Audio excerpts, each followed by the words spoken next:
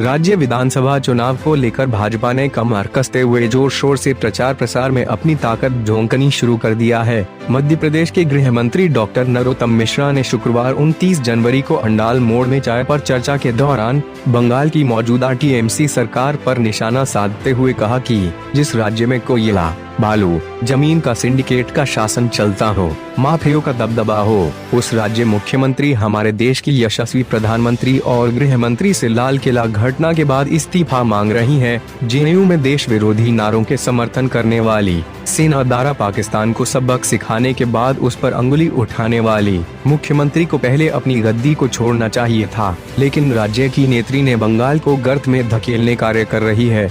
CBI ED से इतना डर क्यों जब वे ईमानदार है तो किसी से डरने की क्या जरूरत है। मध्य प्रदेश के गृह मंत्री ने एक प्रश्न के उत्तर में कहा कि यहाँ की मुख्यमंत्री अमित शाह की बंगाल दौरा सुनकर सहम जाती है। पिछली बार गृह मंत्री अमित शाह ने दौरा के समय कहा था कि दीदी की हिटलर शाही और घमंड से तंग आकर टीएमसी नेता भाजपा में योगदान देने के लिए तैयार बैठे हैं और चुनाव आते आते सिर्फ भतीजा और बुआ अकेली ही रह जाएगी। इस बार अमित शाह की 2 दिवसीय दौरा में बंगाल को केंद्रीय सुविधाओं से दूर रखने वाली मुख्यमंत्री को उनकी औकात पता चल जाएगा और हम लोग 200 के पार सीट पाकर जनता की सेवा करेंगे। इससे पहले जिला अध्यक्ष लखन घोड़ोई ने डॉक्टर नरोत्तम मिश्रा का स्वागत फूल का गुलदस्ता देकर किया। चाय पर चर्चा के दौरान भाजपा नेताओं के साथ जिला भाजपा सचिव रामानंद पाठक भी उपस्थित थे। खबर पांडेश्वर की रिपोर्ट। देखिए, जहाँ भी देश तोड़ने वाली ताकतें होंगी, ममता दीदी वहाँ खड़ी दिखाई देगी। जेएनयू में जब नारे लगे भारत मेरे टुकड़े होंगे इंशाअल्लाह इंशाअल्लाह, तब समर्थन ममता दीदी ने किया। सेना पाकिस्तान में घुस गई तो सेना पे सवाल उठा दिए ममता दीदी। 370 धारा हटी तो विरोध व्यक्त किया है। सीए आ गया तो ये सीए के पक्ष में आ गए। जो भी देश तोड़ने वाली बात होगी, लाल किले पर राष्ट्रध्वज का अपमान हो गया। राष्ट्रध्वज से ऊंचा कोई ध्वज नहीं हो सकता। उसका अपमान हो गया तो ये गृह मंत्री प्रधानमंत्री से इस्तीफा मांगे। ममता जी की राजनीति तुष्टीकरण की राजनीति है, बांटने वाली राजनीति है। जो भी बात इस देश को तोड़ने की आएगी वो उसके साथ हो जाती है। अमित शाह जी पिछली यात्रा में कह चुके हैं कि चुनाव आते आते तक दीदी अकेली रह जाएंगी, परिवार के लोग रह जाएंगे। ये उसी की कड़ी है और उनका हावड़ा की जो सभा है वो इसका परिणाम होगी। और दीदी का भाईपो को लेकर कुछ बोलेंगे? ये सब माफियाओं की गिरफ्त में है।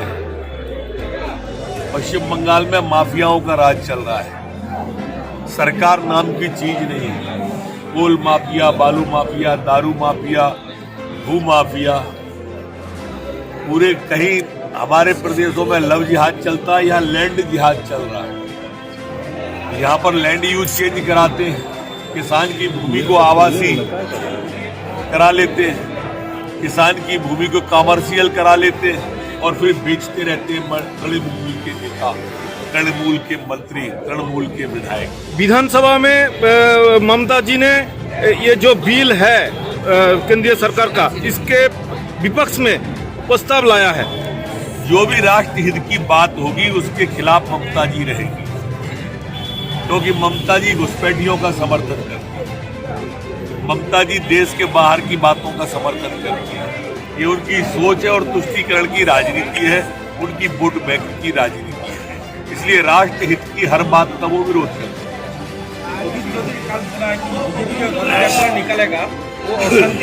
लोग कह ही रहे हैं कि वहां पर कभी काम ही नहीं किया, वास्तव में काम किया भी नहीं है।